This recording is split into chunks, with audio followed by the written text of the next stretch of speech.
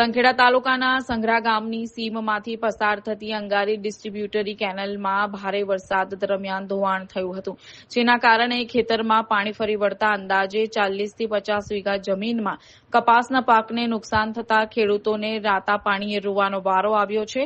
આમાં તંત્ર દ્વારા અગાઉથી થયેલી કામગીરી નબળી હોવાનો ખેડૂતોએ આક્ષેપ કર્યો હતો. સંખેડા તાલુકાના સંઘરા ગામની સીમમાંથી અંગારી ડિસ્ટ્રીબ્યુટરી કેનાલ પસાર થાય છે. નર્મદાની આ કેનાલ આ વિસ્તારના ખેડૂતો માટે જીવાદોરી છે.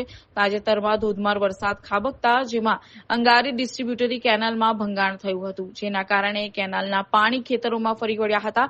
આસપાસ અંદાજે 40 થી 50 વીઘા વિસ્તારમાં કપાસનું વાવેતર થયેલું છે, ત્યારે પાણી ફરી વળતા ખેડૂતોને કપાસની ખેતીમાં વ્યાપક નુકસાન થયું છે.